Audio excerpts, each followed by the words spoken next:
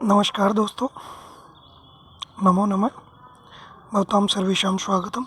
आज हम कक्षा 12th के जो विजेत्री है उसमें से छंदों का जो खंड है, जो द्वितीय खंड में है छंदो ज्ञानम, उसके बारे में कुछ जानकारी मुख्यतः जो परीक्षा की दृष्टि से, क्योंकि संभावित है परीक्षाएं आपकी शीघ्र ही आयोजित होंगी, तो परीक्षा की दृष्टि से इसको अपन देखते हुए चलेंगे। मुख्य रूप से अपन इसको देखते हैं। धन्यवाद दोस्तों, छंदो ज्ञान में आपका स्वागत है। कक्षा 12th की विजेत्री जो वर्तमान सत्र में और 2020-21 सत्र में आपके कक्षा 12th संस्कृत साहित्य के लिए निर्धारित की गई है। इसमें छंदो ज्ञान अपने बोर्ड परीक्षा में 5 नंबर का महत्व रखता है और इसमें मुख्य चीज़ें अपन देखते हुए चलते हैं। छंद है पादो तो वेदस्य। पाणिनि शिक्षा के अनुसार छंद को वेदों का चरण कहा गया है। बिल्कुल, छंद है पादो तो वेदस्य। ये देखिए आप, छंद है पादो तो वेदस्य किसमें कहा गया है? ये पाणिनि शिक्षा में कहा गया है। देखिए, अपन इसको मुख्य रूप से इसलिए पढ़ रहे हैं क्योंकि परीक्षा की दृष्टि से पढ़े। यास्क ने कहा है छंद छादनात्। ठीक है, वेद भी छंदबद्ध हैं और इसके कारण उदाहरण जब कभी अपन बड़ा टॉपिक लेंगे तब ले लेते हैं। छंद शास्त्र को छंदो विचिति, छंदो अनुशासन, छंदो विवृति, छंदो नाम, इन नामों से भी जाना जाता है। सबसे मुख्य है वो पिंगलकृत छंद शास्त्र है। बिल्कुल, प्रतिनिधि रूप में पिंगलकृत छंद शास्त्र प्रमुख है। छंद के भेद कितने प्रकार के हैं, अगर इस बात पर अपन आ जाएं तो पिंगल का जो छंद है, छंद शास्त्र है, उसके अनुसार लौकिक छंद 2 प्रकार से होते हैं। एक वर्ण छंद और एक मात्रिक छंद। वर्ण छंद को वृत्त भी कहा जाता है, व्रतम, और मात्रिक छंद को जाति भी कहा जाता है। बिल्कुल, आप अच्छी तरह ये क्लास में पढ़ चुके हैं।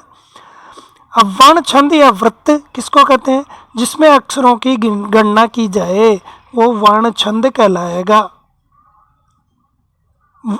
वर्णों की गणना परिमीयते तत् वर्ण छंद व्रतम वा उच्यते, और इसी का दूसरा नाम इसीलिए वर्णिक छंद है।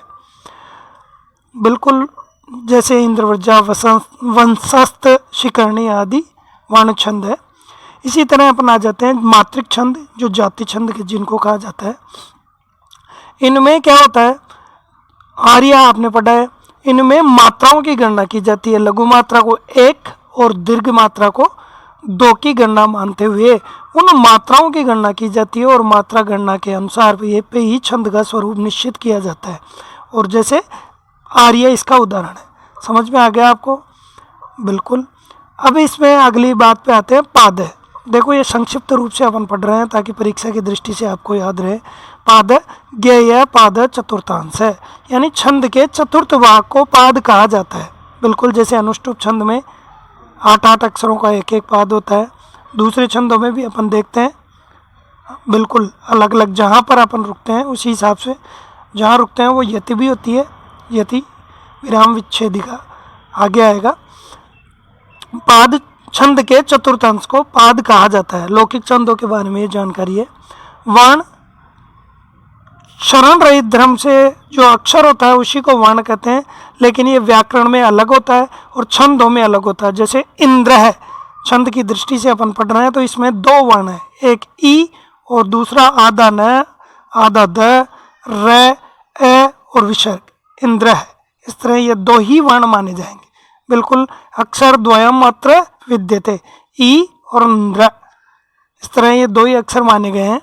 तो अपन शीघ्रता से इसीलिए पढ़ रहे हैं ताकि अपना रिवीजन साथ का साथ हो सके। अगला जो है वो है मात्रा। बिल्कुल, आपको दिखाई दे रहा होगा, वर्णानाम उच्चारण कालो मात्रा इति उच्यते। वर्णों के उच्चारण में लगे हुए काल को मात्रा कहा जाता है। वह मात्रा 3 प्रकार की होती है, ह्रस्व, दीर्घ और प्लुत। ह्रस्व, दीर्घ और प्लुत। जिस प्रकार कुक्कुट की आवाज़ से इन्होंने उदाहरण दिया है, ह्रस्व मात्रा का उदाहरण दे रहे हैं। 3 ध्वनियों करता कू कू कू, इस तरह ये तीनों उ का उच्चारण काल एक मात्रिक, द्विमात्रिक और त्रिमात्रिक हो जाता है। तो उ एक मात्रा काल उच्यते, दीर्घ उ द्विमात्रिक काल उच्यते, यानी यहाँ मात्रा द्वय परिमित काल वर्तते। और प्लुत जो बहुत लंबी, जिसको अधिक काल तक, दो मात्रा से भी ज़्यादा अधिक काल तक उच्चारित किया जाता है, वो प्लुत कहलाता है। जैसे अभी पीछे आपको मोर की आवाज़ सुनाई दी होगी, ध्यान दे लें। एक मात्रो भवेद ऋष्वो, एक मात्रा वाला ऋष्व कहलाता है। द्विमात्रो दीर्घ उच्यते, और दो मात्रा वाला दीर्घ कहलाता है। त्रिमात्रिक प्लुत हो गए, और तीन मात्राओं वाले को प्लुत कहा जाता है। व्यंजनम चार्ध मात्रिकम, और जो व्यंजन है उसको आधी मात्रा का माना गया है। बिल्कुल, जो आप कक्षा में लघु गुरु पढ़ ही चुके हैं, उनकी व्यवस्था के बारे में अपन ध्यान देते हैं। ह्रस्व, दीर्घ और प्लुत तीन प्रकार के अपन ने स्वर उच्चारण काल के आधार पर कर लिया है। लेकिन मात्रा गणना के लिए लघु और गुरु दो ही प्रकार भेद हैं, लघु और गुरु। ह्रस्व और दीर्घ भी कह सकते हैं, लघु और गुरु।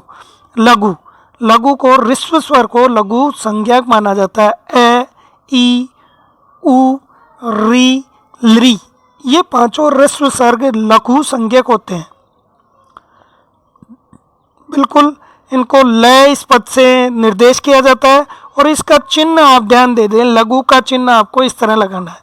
बिल्कुल, जैसे बहुती में भ के ऊपर ये चिन्ह आएगा, व के ऊपर ये चिन्ह आएगा, और ती भी लघु है, तो तीनों ही लघु हैं, ये ध्यान दे लें। आप पहले पढ़ भी चुके हैं। ऐसे ही गुरु किसको कहते हैं? दीर्घ संज्ञक, दीर्घ संज्ञक स्वर गुरु कहलाता है। जैसे आ, ई, उ, री, ए, ऐ, ओ, औ, ये सभी दीर्घ स्वर हैं। श्लोकों में प्राय प्लुत संज्ञक के स्वरों का अभाव होता है, और छंदों में अनुस्वार सहित स्वर को ध्यान दे। सानुस्वार यानी अनुस्वार से युक्त है तो वो दीर्घ कहलाता है। दीर्घ है तो वो भी दीर्घ है, विसर्ग वाला है तो वो भी दीर्घ है, यानी गुरु भवेत, अनुस्वार युक्त, दीर्घ, विसर्गी, गुरु कहलाएगा। गुरु का चिन्ह क्या है?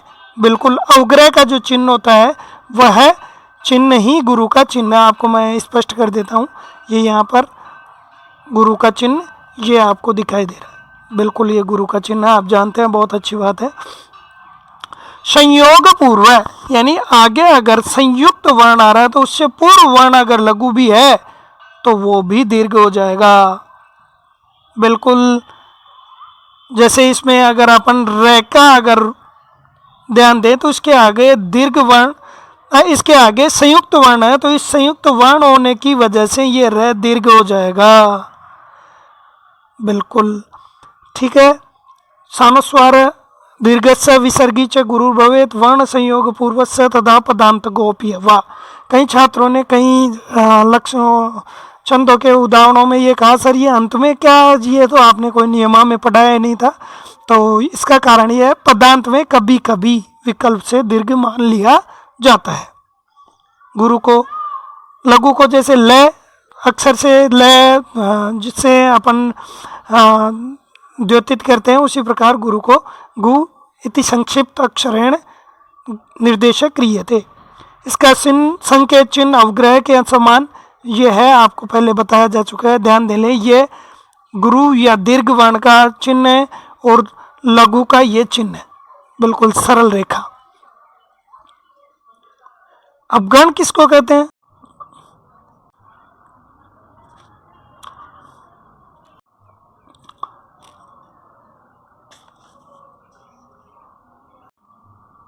गणों की जानकारी ले लेते हैं।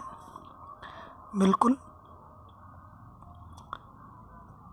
लघु गुरु ये जो तीन मात्राओं से युक्त एक वर्ण होता है, तीन मात्राओं का समूह वर्ण त्रयात्मक समूह होता है।